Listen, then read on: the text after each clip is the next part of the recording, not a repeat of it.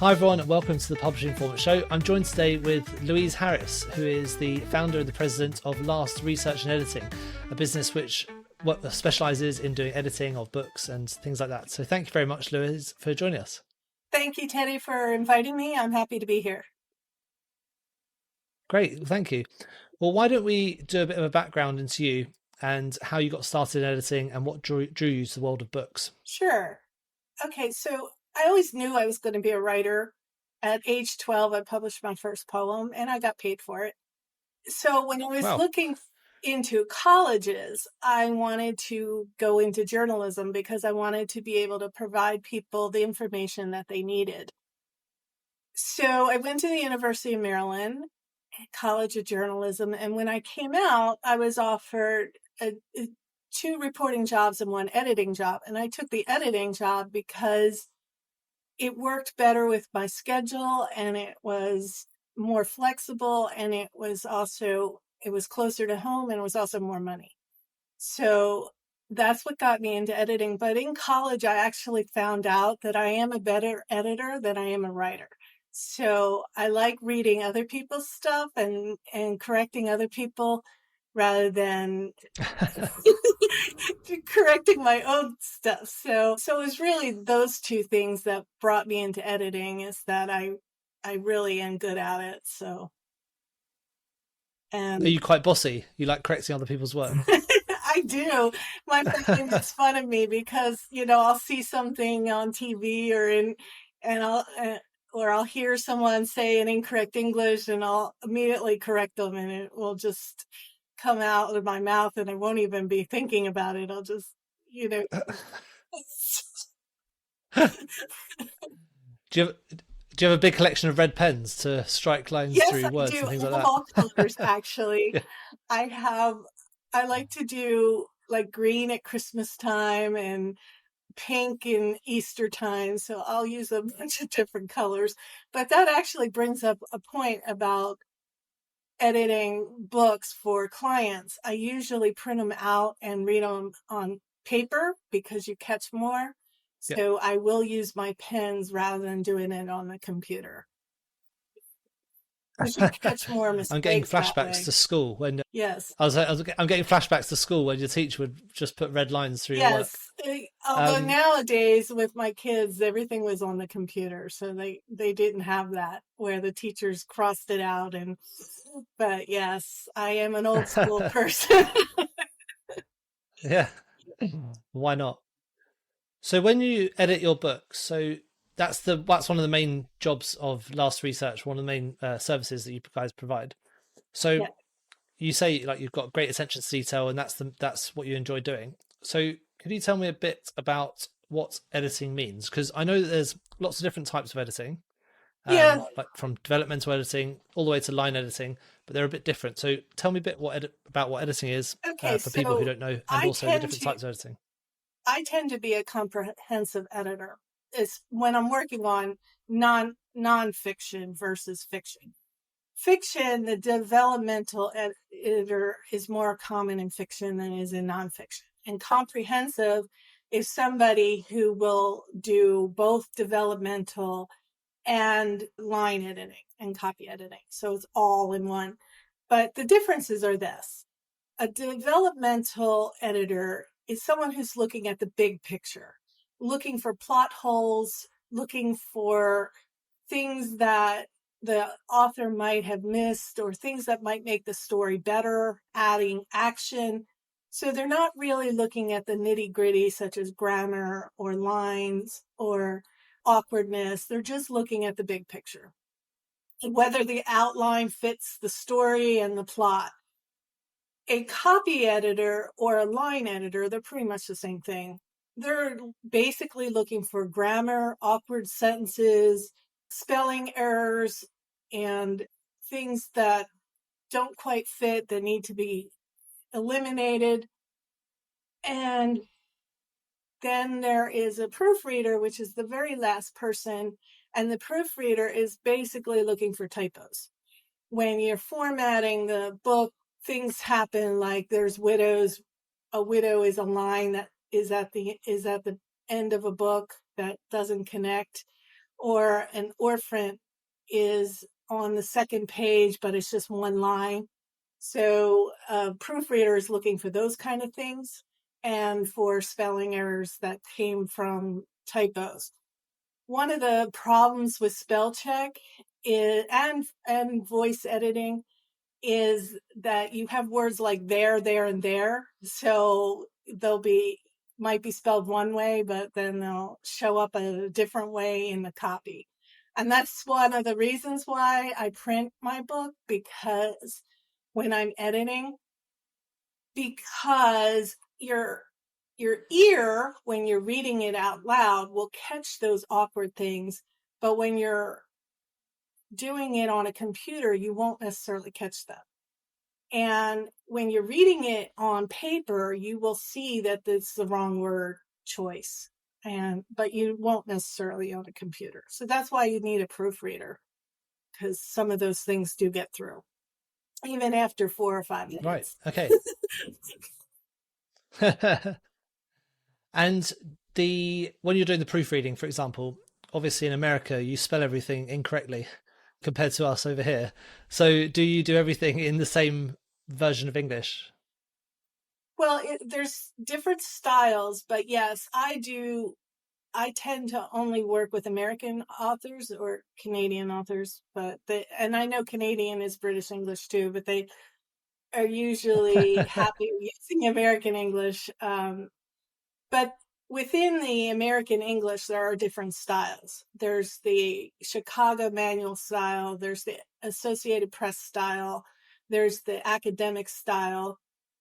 I tend to use the Associated Press style because that's what I was taught in college. So, and most books do not want the academic. That's really just for the colleges when they're publishing papers and stuff. So most books are okay, or most authors, I should say, are okay with the Associated Press style. So that's what I tend to use. So I'm guessing, yeah. So I'm guessing line and copy editing, they're the more basic functions. Maybe they're the slightly cheaper ones if people are on a budget and they aren't able to do that sort of full edit. Whereas the developmental edit, it sounds like it's much more of a case of you're working with the editor in order to produce the final outcome. That's true. A developmental editor is also known as a writing coach, and they are doing so much more, and they're with you so much earlier in the writing process that yes, they tend to get more money. The copy editing and line editors, if you don't have a big budget and you just want to use a copy editor, you're probably okay with that. And the only issue is that you might not miss the plot holes that a developmental editor would find, or problems with the outline. Because the other important thing of editors, which we haven't talked about, is flow. And that's to make sure the story flows from sentence to sentence, paragraph to paragraph, and then chapter to chapter, all the way to the end. And that's what a good comprehensive editor or developmental editor will be able to do for you, is make sure it flows correctly. Right. Because when I read novels and stories, often at the acknowledgements at the back, the writer is usually praising their editor and saying, thank you for helping me do the edit. I'm guessing that is a classic developmental editor where they've worked with them throughout the whole process. Yes. Spotted things like plot holes, like you mentioned. So that plot holes, could that be things like where the dates don't line up, or where you've said that someone lives at one address and maybe they've said something lives at a different address later on down the line? Is that yes, things like that. Also, my first novel, I had a character in there who could turn himself invisible. And when I mentioned it to my husband, he said, well, when he turns invisible, what happens to the clothes? Something I didn't think about, but my engineer husband did. And so I had to put in, there's a scene where the judge is asking that question so that I could tell the readers what happens to the clothes. So things like that are plot holes that you don't always think about as an author. Yeah, definitely. Yeah, that's amazing. And also, you got when I go on Reddit nowadays, there's a couple of books I love, and I'm a member on there, some of their forums talking about the characters, and you get the real book nerds go on there and say, "Oh, there's a plot hole here where this doesn't match up to Yeah. what's going on," and that must be quite embarrassing to get caught on. And don't you just love when going to a movie and you see something glaring in the movie and you're like, well, they could have just done this. And you don't want that in a book. You don't want it in a movie either, but it happens. And Yeah, definitely. so, Yeah, I remember seeing Game of Thrones. There were some scenes where people had left their Starbucks cups on the table and stuff like that, and so the editor hadn't done their job properly. um, exactly. so when it comes to organizing and structuring a book, do you have any advice for authors who are still in the writing phase? For example, if they are thinking about getting a developmental editor, is that someone they should be hiring like at the beginning of the process, They should or can they definitely do it later on? hire the developmental editor when they have the book idea and maybe when they've created an outline. Because if you're too far into the book and then you hire the person, you're going to have it's going to be harder for the developmental editor to help because you have already gone too far. So yes, as early as possible, you want to have the developmental editor in the process.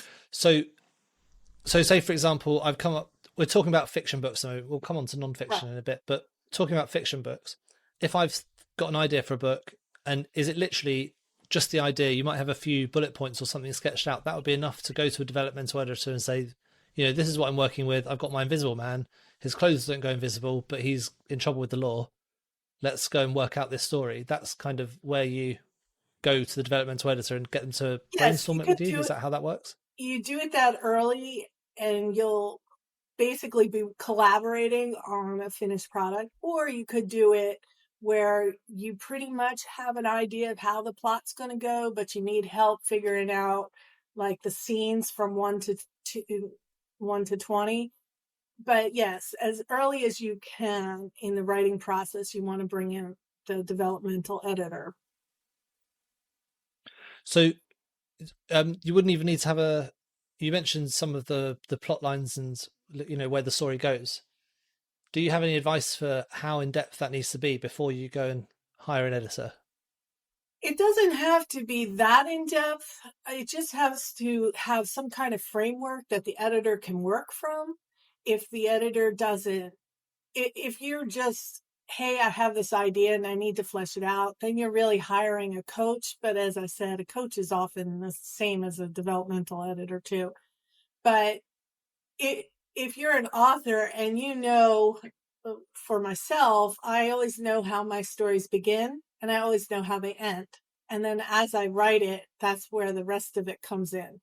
So if you have an idea that this is going to happen in the climax, but I don't know how to get there, then you want to talk to either a writing coach or a developmental editor to help you get there and give you ideas and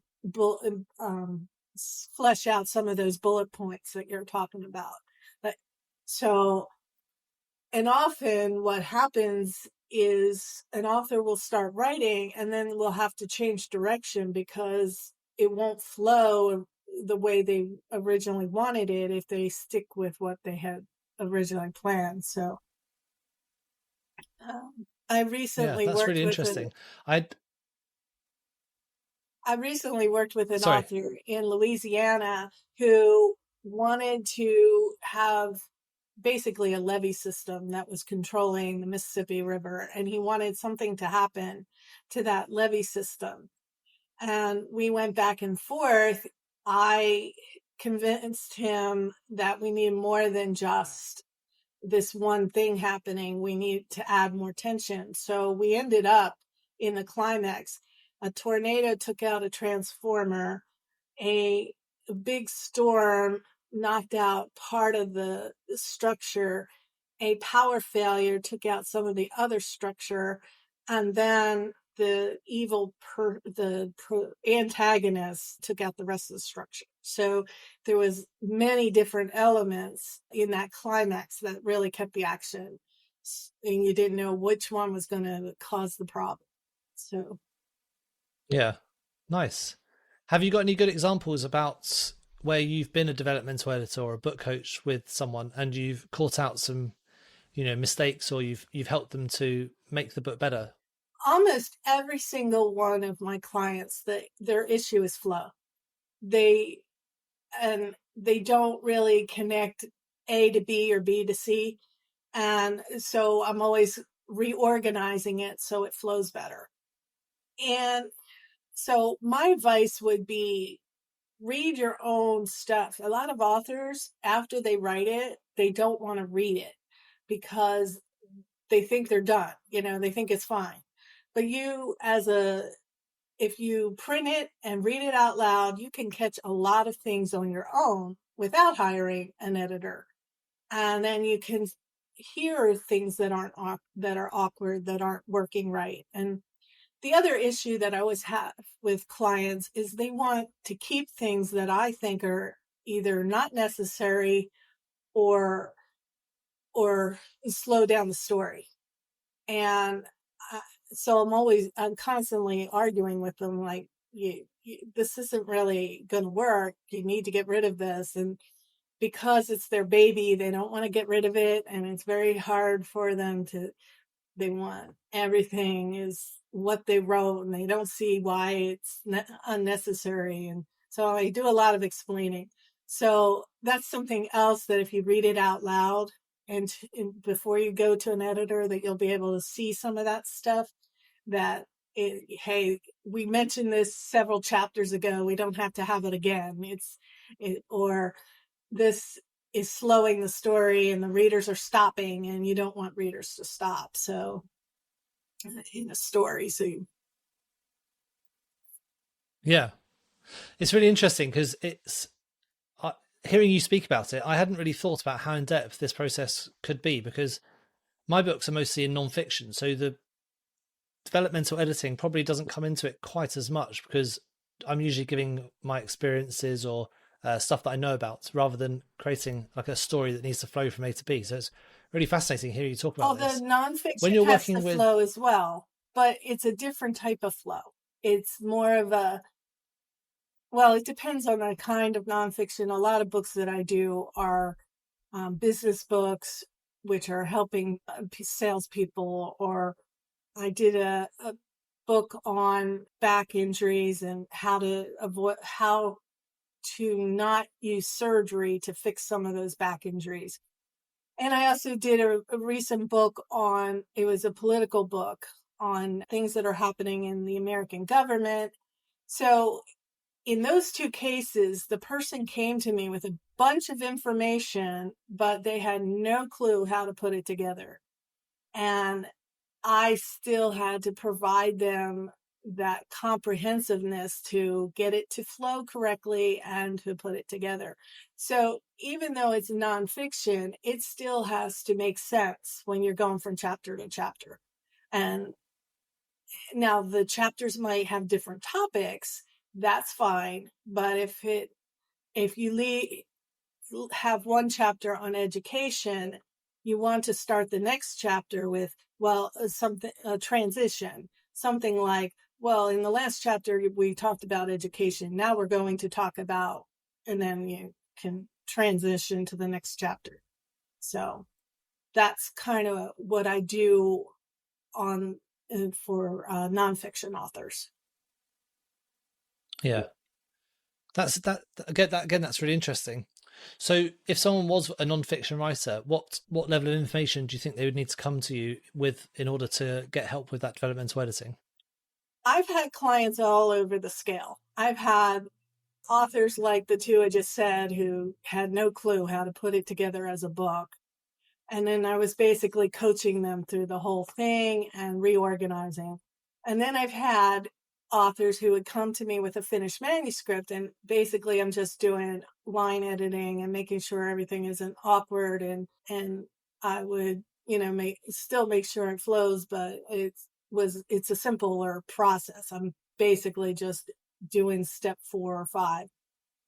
And then I've had authors where they needed help right from the beginning, where I'm helping them create an outline and things like that, and then going from there. So all over the spectrum. Right. Yeah, no, of course. So talking about the editing, it sounds like it, especially with developmental editing, it's a different process for each client. It sounds like you speak to them and you understand what they need and give them a different level of service. So would you don't necessarily have a package that people can buy and say, oh, this is exactly the same for everyone. It sounds like it would be slightly different for each author you worked with. I do customize for every client based on what they need from me. However, I do have packages as well. Like I will offer them certain editing and then maybe marketing too. Or I'll offer them comprehensive editing or developmental editing, and then they'll need line editing later. And so I'll offer them as part of the package as well. So the two different kinds of editing. So, but it does depend on what the client has a budget for and needs, and when I read their information, it's always good to, when you're assessing an editor, to give them something that they can read, like the first chapter, and then they can figure out where to go from there, or an outline or something that they can assess the client as well as the client assessing the editor. So the editor could do, I tend to do this. I don't, not a lot of editors don't, but I tend to give the first, chapter for free. If they want to see how well I can edit, I will do it and not charge them for that. But a lot of editors will also charge them a small fee to do that test. It all depends on the person and how they do their editing. But as I said, I will edit one chapter for free if they want to see my editing style. So, great. That's great. So you can get a good idea for sort of what the final product is going to look like before you can commit to the entire book. Right. I think that's really helpful. For authors who are maybe on a bit of a budget, are there any ways that they can do any of this themselves or reduce their spend on like the final editing process? I know you don't want to be, because you don't want to cut corners. You don't want to. Thing is printing it out and reading a hard copy of your book. That's the first thing that every author should do. And they should do it whether they're going to hire an editor or not, because you do not want to give an editor the first draft. You don't even want to give them a second draft, third maybe, but you want it as polished as possible, or you want as much information. You want to give the editor as much information as you have so that they can assess how to fix it. That's the first thing, that they should read it out loud. The second thing they can do is Grammarly is a very good software program that'll allow you to catch some mistakes. The problem that I always have with using computer tools, though, is when the computer is programmed incorrectly, then it's going to say something is correct when it isn't correct. And sometimes computers, again, with the words that sound the same but are spelled differently, the computer doesn't always pick up the misspelling or the incorrect word choice. And the computer doesn't, you will think something, if the computer says something is correct that isn't, you will assume that it's correct when it isn't, and then you'll publish your book with errors.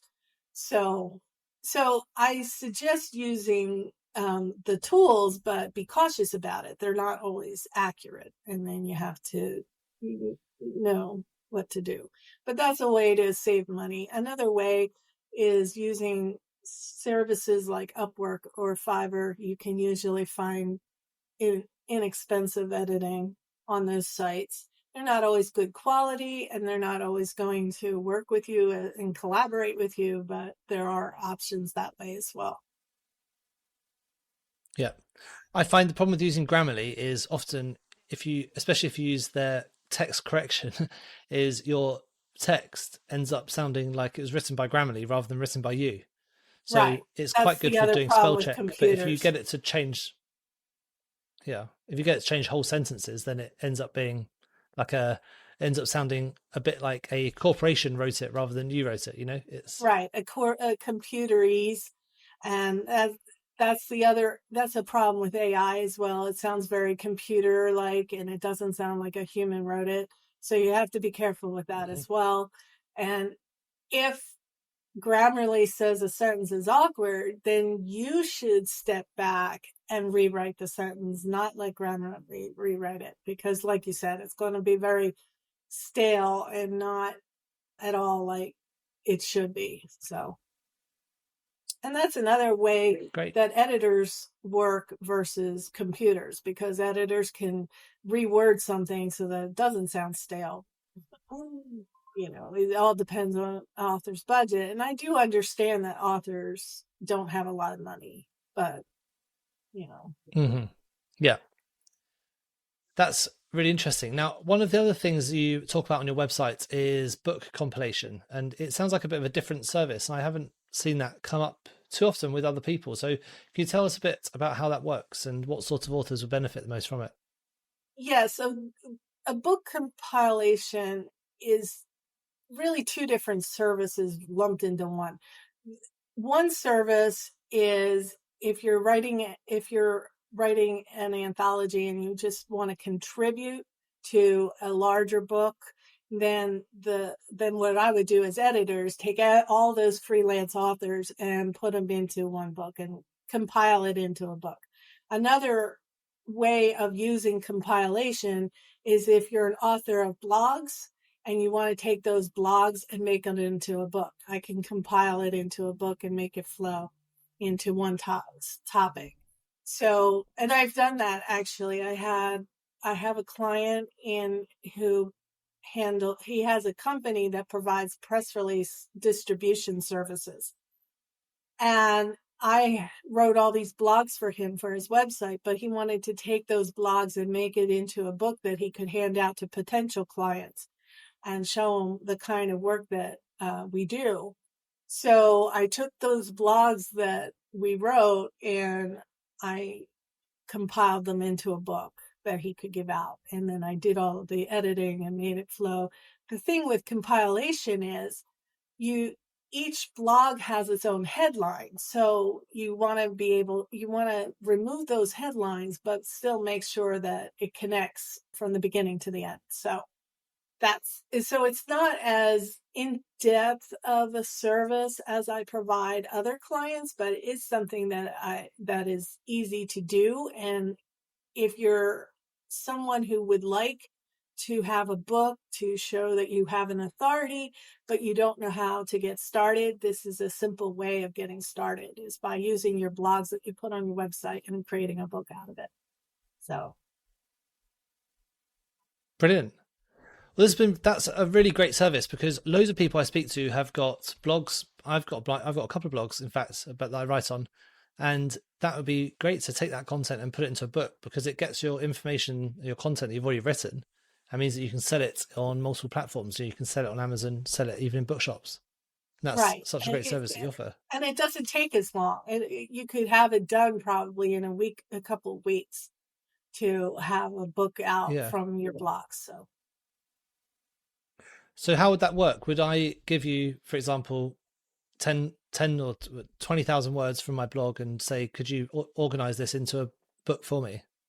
Yes, you would send me links to the blogs, or you would send me the actual Word documents of the blogs, and then I would just do what I always do for other authors and just make a book out of it.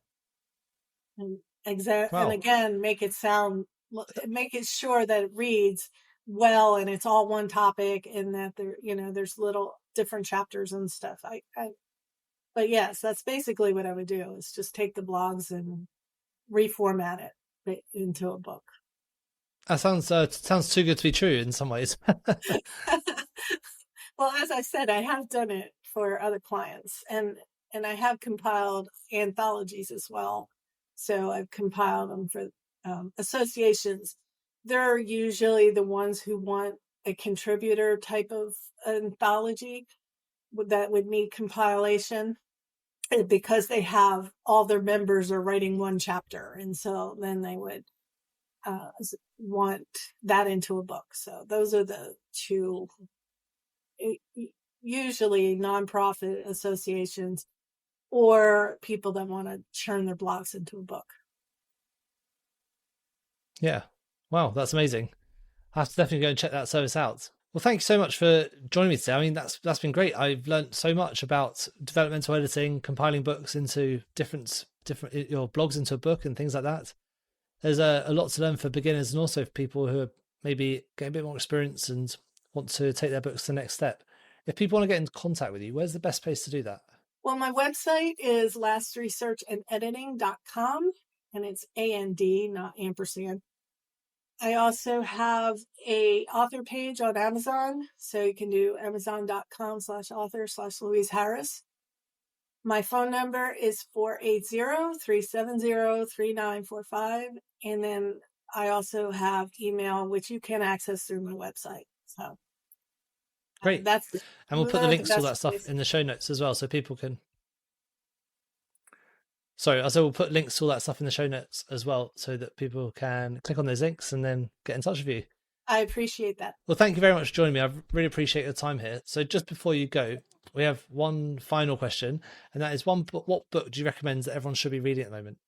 Okay, well, I was going to recommend my clients' books just to boost their sales, but I actually think that The Places You Go by Dr. Seuss, it was actually given to, I think, my father on his 50th birthday.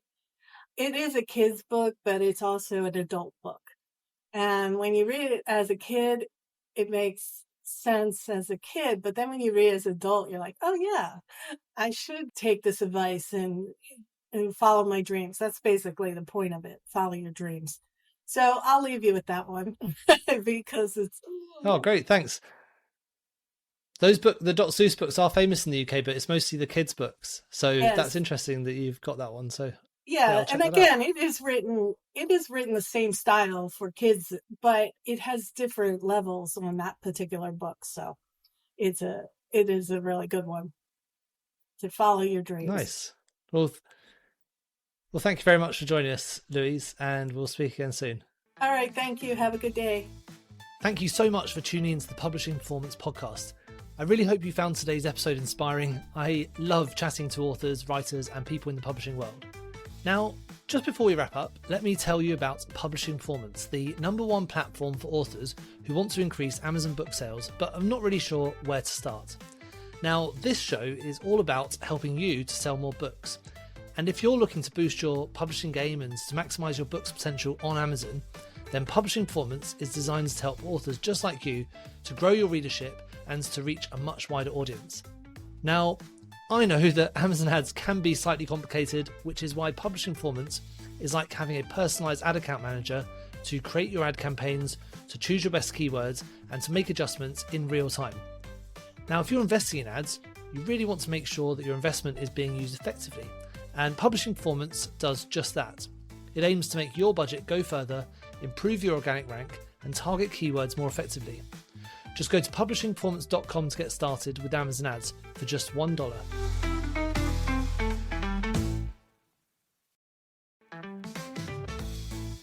Thank you so much for tuning into the Publishing Performance podcast. I really hope you found today's episode inspiring. I love chatting to authors, writers, and people in the publishing world.